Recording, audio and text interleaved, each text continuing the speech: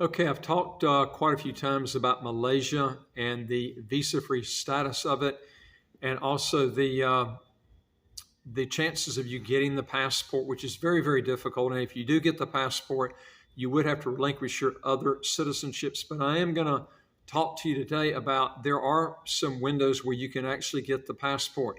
They do have real good tax laws. They have a territorial tax system. They've actually talked about changing it.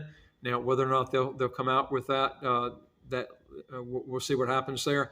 Whenever a country starts talking about changing their tax laws, you might not. If you move to the country, my advice is, if it's a territorial tax system and they're talking about taxing worldwide income, what you might want to do is not buy a house there if they're already talking about it. Just rent. This way, if they change the tax laws, you can just take off and leave. You're not tied to a house trying to get it sold or whatever. But these are some things that Malaysia is talking about, and Hong Kong is talking about changing some things on their territorial tax system with their offshore corporations. So, these are things you really need to think about.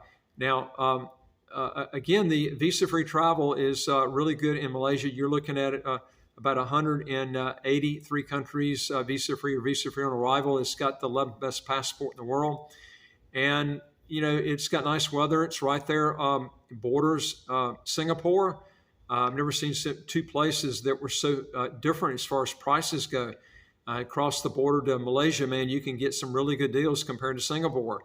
In fact, if you ever go to Singapore, my advice is don't stay in Singapore. Just go across the border. Stay there and cross the border whenever you need to. And it's a lot cheaper. My suggestion is, if you don't mind getting on a bus, because if you take a car, it's pretty expensive going across the bridge. I think it's like 20 US. Forgot exactly, but it was pretty high. Remember, if you take a bus, it doesn't cost you anything. It's free, and the buses are almost free to go across. But that's the best way to do that. All right, now let me go over some ways that you can actually get the passport. But again, you're going to have to relinquish your other citizenships if you get this passport. But it is a really good visa-free travel document. But I'm going to talk to you about it's called voluntary acquisition. Now, foreign women who marry Malaysian men may also register as citizens after living in the country for at least 2 years with the intention of permanently settling in Malaysia. Now, I've had some people that dispute what I'm saying in some of these videos I've done on Malaysia. I'm reading from I'm actually hitting on topics with the nationality law. So if you dispute this, you can go talk to the government about it. Don't argue with me about it, because I'm taking this right out of the Nationality Act, okay? Now, all other foreigners that are including non-citizen husbands of Malaysian women may become Malaysian citizens by naturalization after residing in the country for at least 10 years, 12 months of which must be continuous residence immediately preceding their applications. Now, applicants that must demonstrate proficiency in the Malay language, this is the big disadvantage.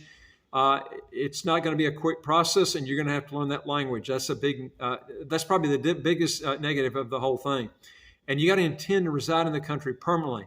Anyone that's acquiring Malaysian citizenship through naturalization or registration must again renounce any previous nationalities. Now, approvals for naturalization and registration are given at the government's discretion. And this is the key point right here.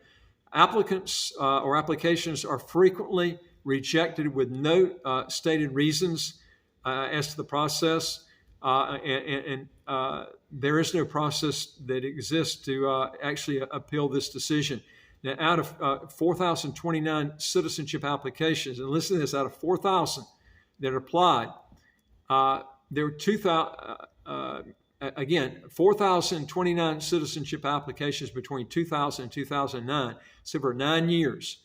Only 1,806 were successful. Now, and that's out of the 4,000. So your chances after you put in the residency period and then go through this process is like less than 50%. Okay, but now this is the key. A lot of people thought it was like less than 50%.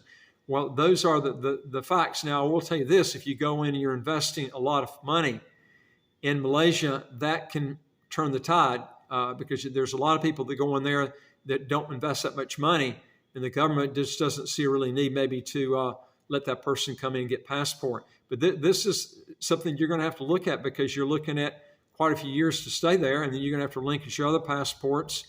And, are you going to get that passport? And are you going to learn that language? That's the big key. But if you are willing to, there's a little bit less than 1 out of 50 chance that you're going to, or 50%, excuse me, a little bit less than 50% that you would get the passport if you put those requirements in. Now, Malaysia is one of 25 countries that does not give mothers and fathers equal rights under the country's citizenship law. A trademark ruling by the Kuala Lumpur High Court in September 2021 ruled that Malaysia mothers to pass their citizenship to their children born overseas, a privilege previously only granted to fathers. Now, let me just read that again. That in the High Court ruled in September 2021 ruled that Malaysian mothers to pass their citizenship to their children born overseas, a privilege previously only granted to fathers. Now, the change helps ease access to residency, education, and health care to families. It was hailed as, or by activists, as a giant step toward gender equality. Now, on the 17th of February 2023, the Anwar Ibrahim cabinet confirmed that it would amend the Malaysian constitution to enable children born overseas to Malaysian mothers who are married to foreigners to obtain Malaysian citizenship automatically. Legislation amending the Constitution is expected to be introduced in 2023.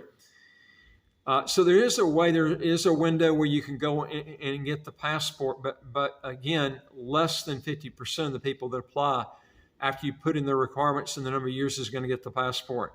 So if you want to go into those aspirations, but again, probably most of those people didn't have a lot of investments. If you go in with a lot of investments, you can show that.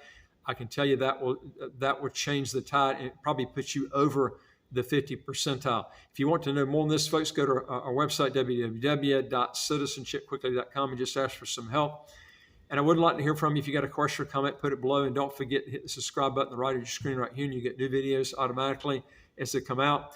And I look forward to talking to you in the next video. Take care.